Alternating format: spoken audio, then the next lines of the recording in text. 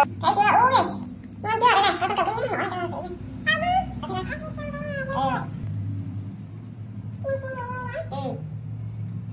Ăn thằng nó nhìn đậu lắm. Trời nhé, trời nhé.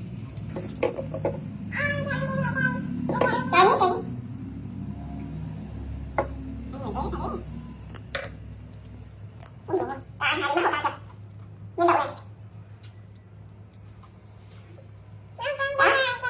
Từ từ để ta ăn xong rồi mẹ đem mix vào thôi. Mẹ lấy sữa